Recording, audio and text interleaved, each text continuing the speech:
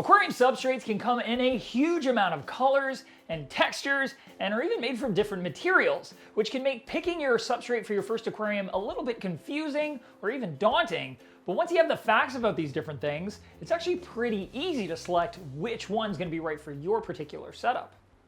So let's start with the most basic question first. Why do I need substrate in my tank at all?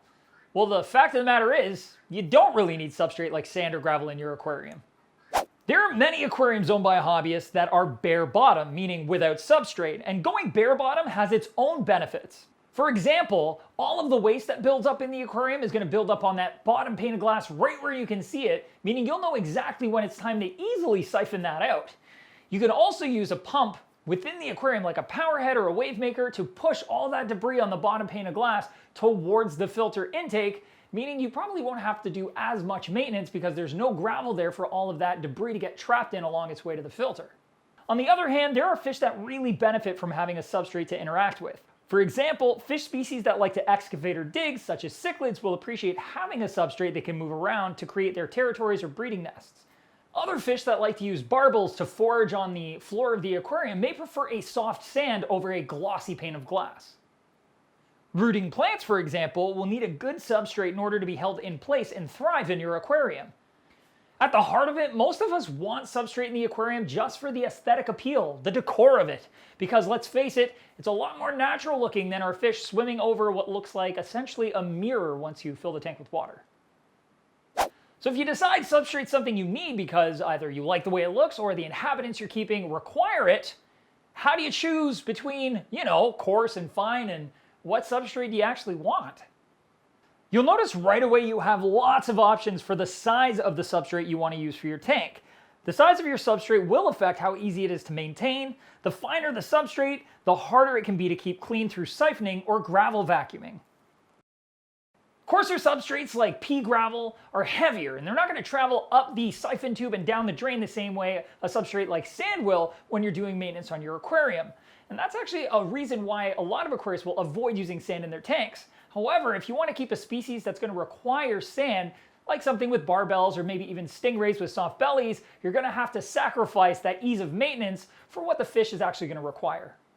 Pea-sized gravel being the standard is often the first place to start. It is regarded as the best middle ground for size. It's heavy and therefore is easy to vacuum and also won't kick up easily or be sucked into your filter. Pea gravel also comes in a crazy amount of artificial colors from rainbow to jet black, as well as natural colors from deep browns to light beiges and everything in between.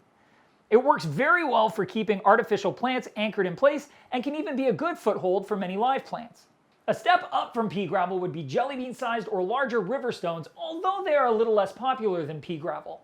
Likely because they leave larger gaps between each stone where food can be easily trapped, making floating foods, slow sinking foods, or larger pellets or sticks a necessity.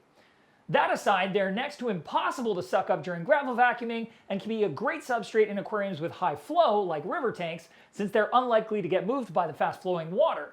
They can also work really well in large aquariums as they have more visual impact and show texture better than pea gravel on a larger scale. A large step down from pea gravel would be sandy substrates. They are very attractive and often draw in new aquarium owners on looks alone. It's also invaluable for certain species with soft barbels or soft bellies if you want to keep them happy and healthy. Unfortunately, because sand is so light and easy to suck up during routine vacuuming, as well as kicks up easily and can get sucked into filters or pumps damaging them, sand can be more of a headache than you might realize.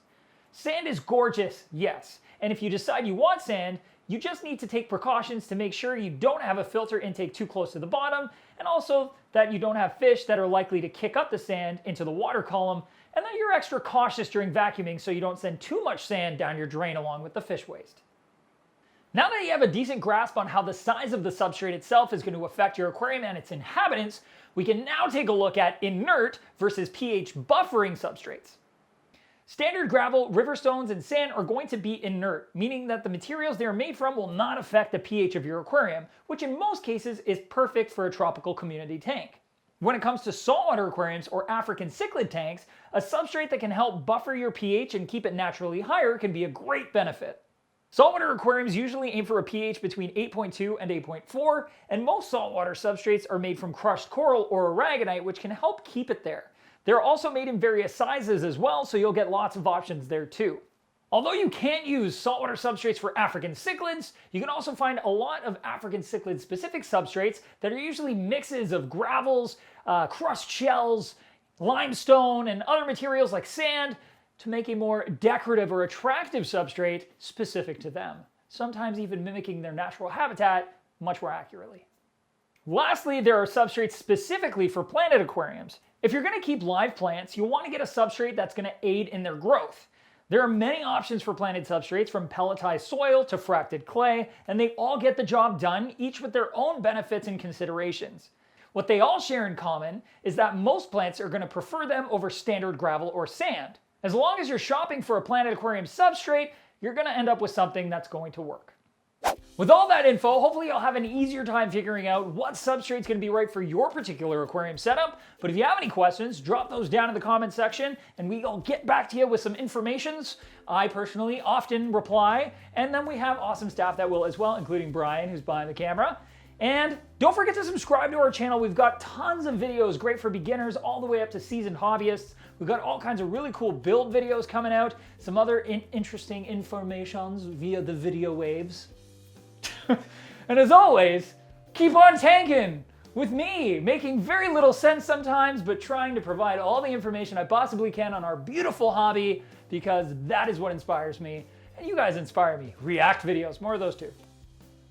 Hopefully now with all that info, you're going to have an easier time discerning what substrate is going to be best for your particular aquarium. But if you have any questions at all, you heard it.